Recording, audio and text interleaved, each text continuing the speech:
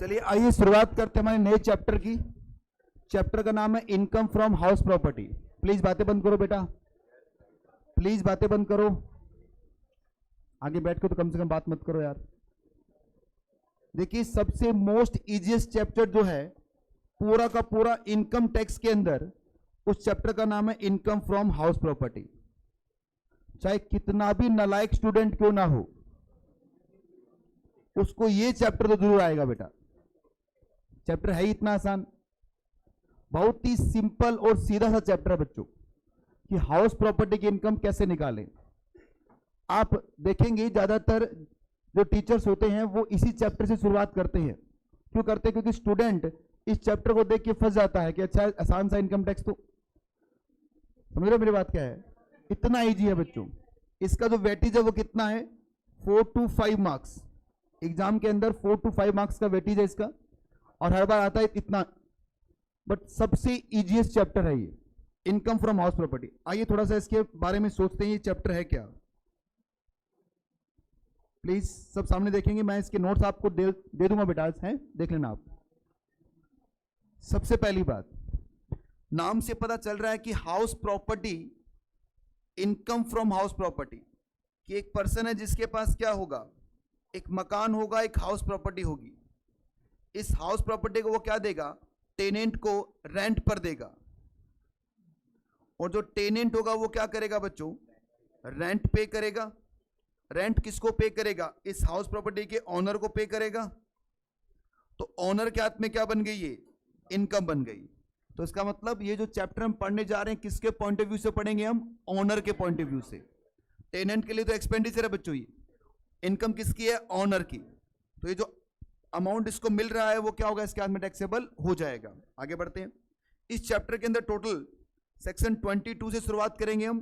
Section 22, 23, 24, 25, 26, 27, ये total section है। बीच में एक 25 ए सेक्शन और ऐड किया इन्होंने, ठीक है।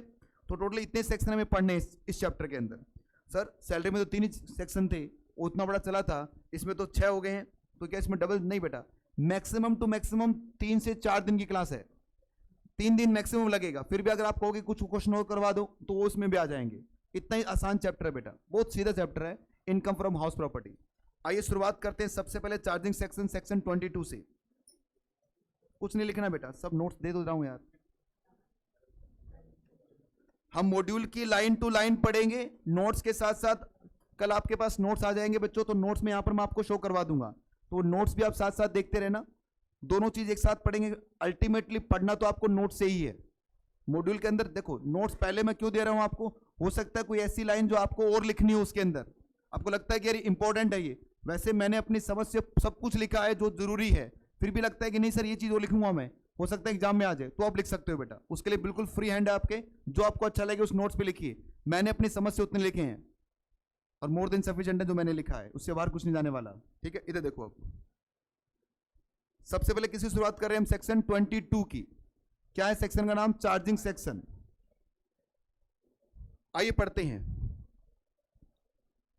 The process of combination of income under income from house property, sorry computation of income under income from house property start with determination of annual value. कि अगर आपको कोई इनकम फ्रॉम हाउस प्रॉपर्टी में taxable करनी है तो आपको सबसे पहले क्या कंप्यूट करना पड़ेगा? Annual value. और एनुअल वैल्यू को कौन से सेक्शन में लिखा गया है? सेक्शन 23 में। यह पहला चार्जिंग सेक्शन का पहला क्लोज। क्या बोल रहे हैं कि सर अगर कोई इनकम को आपको हाउस प्रॉपर्टी में टैक्सेबल करवानी है तो सबसे पहले क्या करना पड़ेगा? आपको उसकी एनुअल वैल्यू फाइंड आउट करनी पड़ेगी। और ये एनुअल वैल्यू कौन से सेक्शन में लिखी गई है? सेक्शन 23 के अंदर। ओके सर, पॉइंट नंबर 2 क्या बोलता है? The annual value of the property, जो पॉइंट नंबर 1 से आप कैलकुलेट कर लोगे, कंपेरिजन ऑफ बिल्डिंग और land upon thereto which assessee was owner of chargeable to tax under the house income from house property. कि sir जो annual value निकाल रहे हो वो किसकी निकलनी चाहिए? एक हाउस प्रॉपर्टी की निकलनी चाहिए। हाउस प्रॉपर्टी का मतलब उसमें क्या होना चाहिए? बिल्डिंग होना चाहिए या कोई लैंड जो उस बिल्डिंग के साथ में जुड़ी हुई है। देखो दो बातें निकल के आ रही है। सबसे पहली बात इन्होंने क्या बोला सेक्शन 22 के अंदर कि क्या करो आपको सेक्शन 23 में क्या निकालना है, एनुअल वैल्यू निकालनी है। और ये एनुअल वैल्यू किसकी होगी कि सर एक ऐसी बिल्डिंग की होगी जिसको आप किराए पर देने वाले हो। इसका मतलब कि अगर आपने खाली जमीन को किराए पर दिया है तो उससे जो रेंट मिलेगा वो इनकम फ्रॉम हाउस प्रॉपर्टी में टैक्सेबल नहीं होगा, क्योंकि अगर आपको कोई रेंट हाउस प्रॉपर्टी में टैक्सेबल करना है तो हाउस प्रॉपर्टी होनी चाहिए, या फिर इस हाउस प्रॉपर्टी के साथ में जो लगी हुई लैंड है इसको आपने रेंट पर दे दिया तो भी क्या होगा, income from house property taxable हो जाएगा। जैसे आपने कोई गैरेज को रेंट पर दे दिया है या आपने कोई गार्डन एरिया रेंट पर दे दिया है, साथ में बिल्डिंग है क्या, बिल्कुल भी बिल्डिंग है। इसका मतलब क्या हो गया कि सर अगर आपने बिल्कुल वैकेंट लैंड रेंट पर दी है तो ये income from house property taxable नहीं होगी। फिर पढ़िए सेक्शन 22 क्लोज 1 क्या बोलता है, आराम से।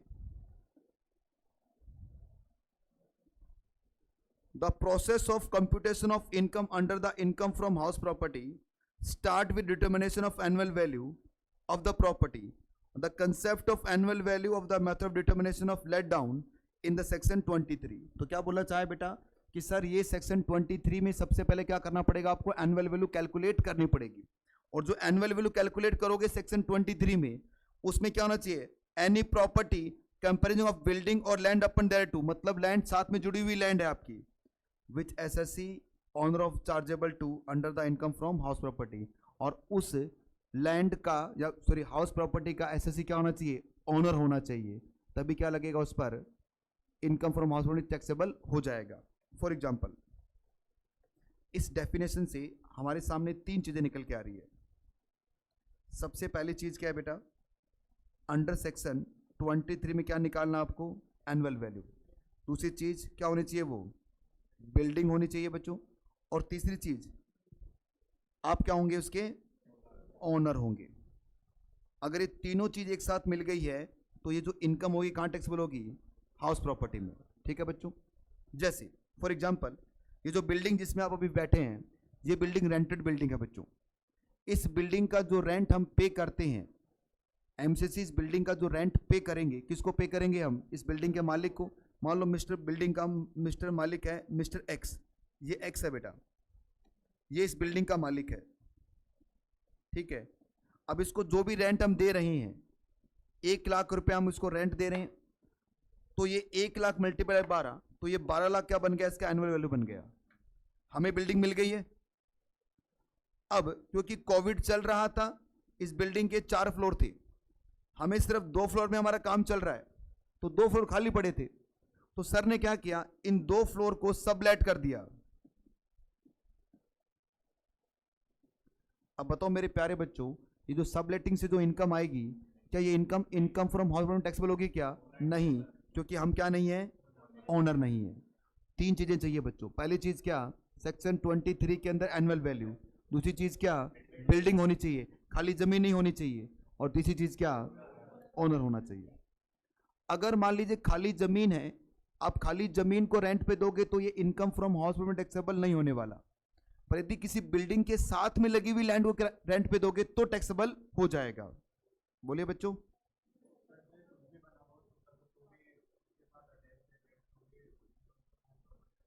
मेन मोटिव क्या है, लैंड को किराए पे देना है या फिर वो छोटा सा कुछ भी जो बना उसको रेंट किराए पे देना है। बिल्कुल, इंटेंशन तो क्या है आपकी। ऐसे तो आप क्या बोलोगे, आपने खाली लैंड है आपके पास, मेरे पास एक खाली लैंड पड़ी हुई है, ठीक है, इस खाली लैंड को मुझे रेंट पर देना है, ठीक है, तो क्वेश्चन ये उठता है कि रेंट हाउस प्रॉपर्टी में जाएगा या इनकम फ्रॉम अदर सोर्सेज में। बात तो वही, टैक्स तो होना ही है बच्चों। ऐसा नहीं है कि सर अगर मान लो उस पर मैं छोटी सी बिल्डिंग बना दूं तो ये अब ये टैक्स नहीं होगा। अब यहां टैक्स नहीं होगा, कहां टैक्स होगा, यहां टैक्स हो जाएगा। टैक्स तो लगना ही है बच्चों। और बता दूं आपको मैं, हाउस प्रॉपर्टी में टैक्स लगने में फायदा है। हाउस प्रॉपर्टी में टैक्स लगेगा तो बहुत फायदा है। अगर इसको आईएफएस में ले जाओगे तो नुकसान नुकसान है, दिखाऊंगा क्या नुकसान है, ठीक है ना। एक एक करके अदर सोर्स में जाएगा। सब लेटिंग अगर आपने किया है तो इनकम फ्रॉम अदर सोर्सेज में जाएगा बच्चे। हाँ जी,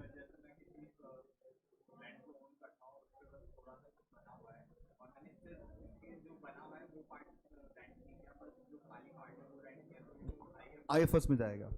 अरे प्लीज देखो, ये दो दो क्वेश्चन पूछ लो और ये बातें करने लग जाते हैं।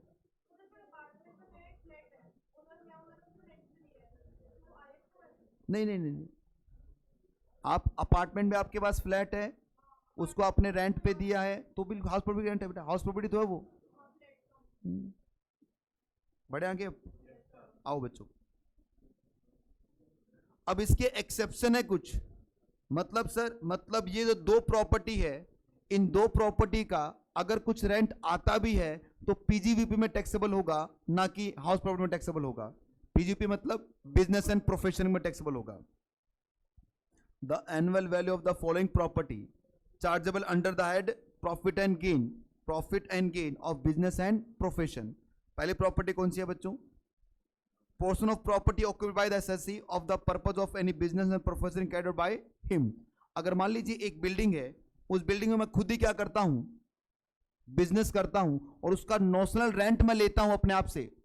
जब बता दूं बेटा आपको मैं, आपने पार्टनरशिप अकाउंट्स पढ़ी होगी, पार्टनरशिप में एक पार्टनर की बिल्डिंग है तो वो क्या चार्ज करता था? रेंट चार्ज करता था। अब वो जो रेंट चार्ज किया उस पार्टनर ने, वो इनकम उसकी इनकम फ्रॉम अदर सोर्सेज की, sorry income from house property की नहीं मानी जाएगी। किसके मानेंगे हम? पीजीवीपी मानेंगे। समझ में आ रहा है बच्चों आपको ये? और दूसरा क्या है बेटा, अगर प्रॉपर्टी का आपका लेटिंग आउट का क्या है, बिजनेस है, आपका काम ही प्रॉपर्टी लेट आउट करने का है, मेन बिजनेस आपका ये है, तो इनकम कहां चली जाएगी? Income from business and profession में चली जाएगी। जैसे एक प्रॉपर्टी मैंने बनाई है, उस प्रॉपर्टी को मैंने रेंट पर देता हूं, मैं, मेरा मेन बिजनेस यही है। अरे होटल वगैरह हो गया ना, होटल भी तो एक सेम कंसेप्ट है। जैसे आप पीजी में रहते हो आप, तो पीजी का कंसेप्ट यही तो होता है। क्या वो पीजी का मेन काम क्या है? लेट आउट करना ही तो होता है। तो इसका मतलब उनकी जो इनकम होगी वो कहां जाएगी? Income from business and profession. अब आइए कुछ इसके कंडीशंस फॉर चार्जेबिलिटी हम पढ़ते हैं बच्चों। सबसे पहला पॉइंट पढ़िए, क्या लिखा कि property should be consist of any building, कि वो प्रॉपर्टी है उस पर क्या होना चाहिए? कोई ना कोई बिल्डिंग होनी चाहिए, या उसके साथ में लगी हुई कोई लैंड होगी। इसका मतलब अगर बिल्डिंग में क्या आएगा बेटा, not only the residential building but also factory building, office, shop, godown और अदर कमर्शियल प्रमाइसेस। मतलब सर एक बिल्डिंग को मैंने रेंट पर दिया है, अब उसमें चाहे कोई रहे, चाहे उसमें कोई बिजनेस करे, चाहे उसका गोडाउन बनाए, चाहे उसका ऑफिस बनाए, कुछ भी करे, जो रेंट आएगा वो कहाँ टैक्सेबल होगा? इनकम फ्रॉम हाउस प्रॉपर्टी में। जैसे इस बिल्डिंग का जो रेंट हम देते हैं, जो भी इस बिल्डिंग का मालिक है, उसके हाथ में कौन से हेड में टैक्सेबल होता होगा? इनकम फ्रॉम हाउस प्रॉपर्टी में।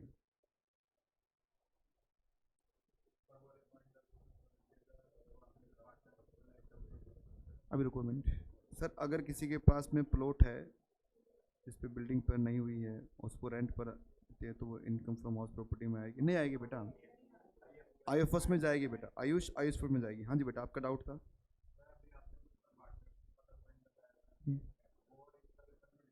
किस वाले पॉइंट में?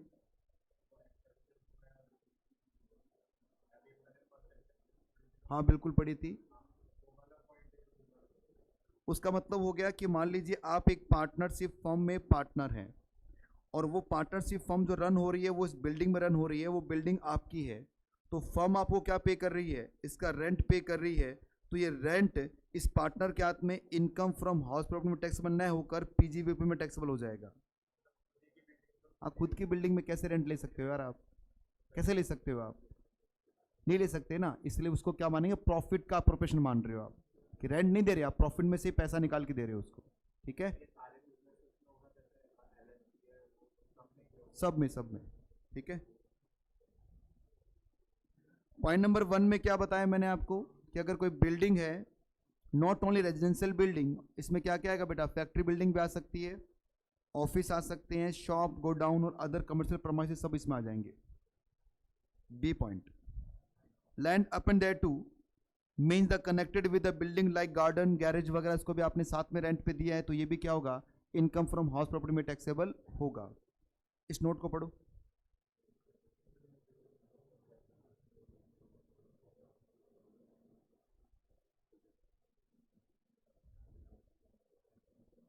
वैकेंट लैंड की बात हो रही है बच्चों, taxable under head income from other sources, या फिर कहां पर? पीजीवीपी एज द केस में भी, वो तो डिपेंड करता है कि आप उस पर क्या करने वाले हो।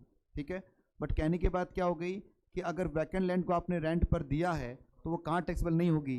हाउस में टैक्सेबल नहीं होगी।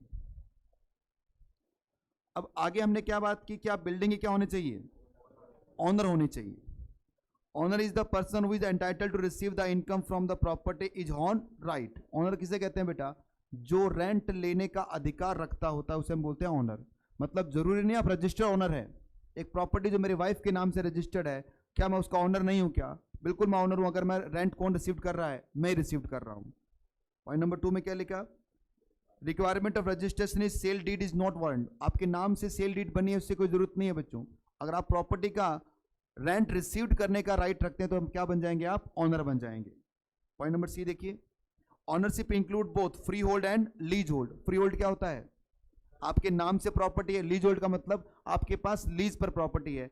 तो आप लीज होल्ड हो चाहे आप फ्री होल्ड हो, दोनों ही क्या होंगे, ऑनर माने जाएंगे। पॉइंट नंबर डी देखिए क्या लिखा कि ऑनर के अंदर डीम्ड ऑनर अंडर सेक्शन 27 आगे जाके देखेंगे बेटा हम, वैसे यहां आगे जाके नहीं, हम इस इनकम टैक्स में आगे जाके, बहुत आगे जाके देखेंगे। जब आपको चैप्टर नंबर 5 करवाऊंगा तो वहां बताऊंगा बेटा ये डीम्ड ऑनरशिप क्या होती है। पर फिलहाल ऑनर के अंदर डीम्ड ऑनरशिप भी शामिल हो जाएगी। कौन सा बेटा बताओ, ABCD में ए वाला पॉइंट क्या बोलता है? ए बोलता है person entitled to receive the rent. जो रेंट लेने का क्या रखता है बेटा, पावर रखता है, उसे हम क्या कह देंगे, ऑनर कह देंगे। दूसरे में बोल रहा है कि जरूरी नहीं आपके नाम से रजिस्ट्री हो। तीसरे में बोला कि बेटा लीज होल्ड या फ्री होल्ड, कैसे भी ऑनर हो आप ऑनर माने जाओगे। और फोर्थ में बोला कि डीम्ड ऑनरशिप भी ऑनरशिप मानी जाती है। नहीं नहीं, लीज होल्ड बेटा आप मालिक ही होते हो लीज होल्ड के अंदर। लीज होल्ड का मतलब आप क्या सोच रहे हो, 1 साल की लीज थोड़ी होती है। नहीं नहीं, ज्यादा बेटा 50 साल वाली लीज की बात हो रही है यहाँ पर।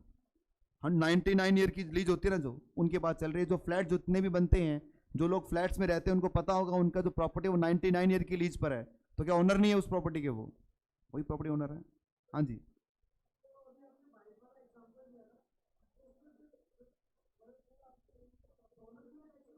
नहीं नहीं नहीं नहीं, जिसको मिला है बेटा उसके नाम पे। ठीक है, और कोई? पॉइंट नंबर ई पढ़िए, a person who own the building need not also the owner of the upon the state. जरूरी नहीं है कि आप जिस बिल्डिंग के ऑनर हैं उसके नीचे की लैंड के ऑनर भी आप ही हों। जैसे आजकल फ्लैट्स में होता है बच्चों, फ्लैट के नीचे की जो लैंड होती है वो हम ओनरशिप नहीं है, पर हमारा जो फ्लैट है उसका ऑनरशिप हूं मैं। तो ये जरूरी नहीं है कि बिल्डिंग का किसी हिस्से का आप ऑनर हैं तो आप उसकी लैंड के भी ऑनर बने, आप कोई जरूरी नहीं है। पॉइंट नंबर एफ पढ़ो अपने आप,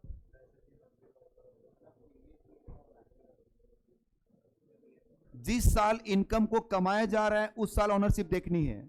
जब उस पर टैक्स लग रहा है तब ऑनरशिप नहीं देखनी है।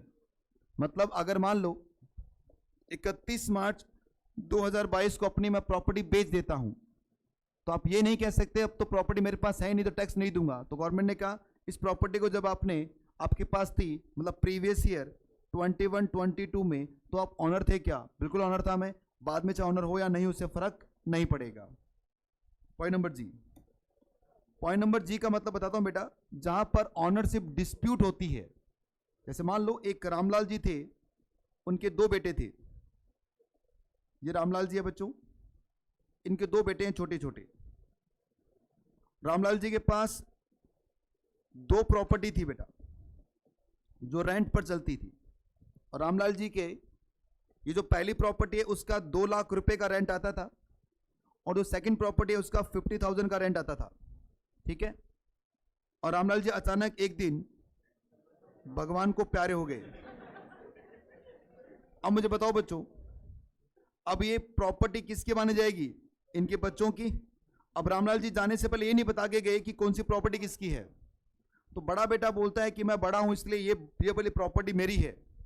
छोटा कहता है कि नहीं, मैं पापा का सबसे प्यारा था और पापा मुझे बोलते भी थे धीरे धीरे कान में कि वो वाली प्रॉपर्टी तुझे दूंगा मैं। मुझे बताओ बच्चों, कैसे डिसाइड किया जाएगा? इन दोनों का डिस्प्यूट चलेगा और ये कहां पहुंचेंगे बच्चों? कोर्ट में पहुंचेंगे। प्रॉपर्टी रेंट पे लगी हुई है, रेंट तो आ ही रहा है। बताओ बेटा अब क्या करें? इस केस में क्या होगा बच्चों? अब कोर्ट क्या बोलती है? कोर्ट कहती है कि जिसको रेंट मिल रहा है उसको मिलने दो, हमें कोई तकलीफ नहीं है।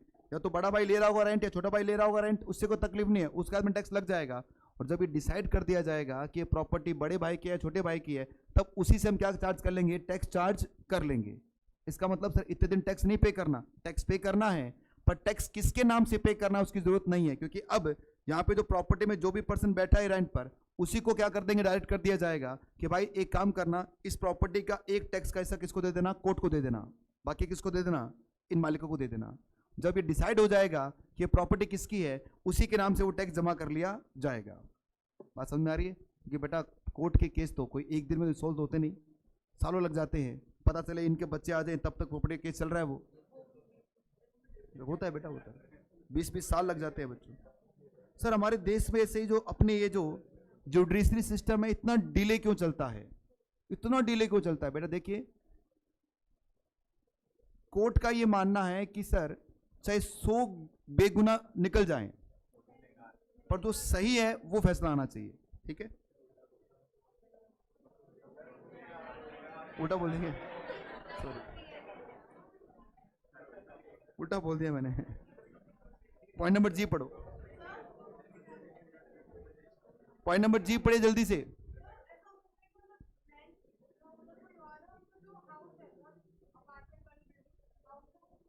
हाँ, उसे डीम्ड बिल्डिंग बोलेंगे बेटा अपन। जैसे मान लो ये बिल्डिंग, ये लैंड मैंने लीज पर ले लिया या फिर लैंड ले लिया, उसके ऊपर 2 बिल्डिंग बना दी मैंने। जैसे ये बिल्डिंग आपके सामने है, इसके ऊपर गुप्ता जी ने एक बिल्डिंग और बना दिया, बच्चे ज्यादा हो गए क्लासरूम के अंदर, एक क्लासरूम बना दिया बड़े वाला, ऊपर हॉल बना दिया। तो अब इस ऊपर वाला जो हिस्सा है उसके ओनर गुप्ता जी माने जाएंगे। अब ownership, the title of ownership of property under dispute, the court of law, the decision as to the who will be the owner of the chargeable to under section 22 will be the income tax department till the court give the decision the suit file against the respect of such property। तो जब तक ये decide नहीं कर लिया जाए कि इस प्रॉपर्टी का ओनर कौन है, तब तक इनकम टैक्स डिपार्टमेंट को फ्री हैंड दे रखा है कि आप चाहो ए या बी, दोनों में से किसी से क्या ले लीजिए, आप टैक्स ले लीजिए। तो बेटा आज के लिए इतना ही, और कल मिलते हैं इस क्लास के अंदर। बाय बच्चों।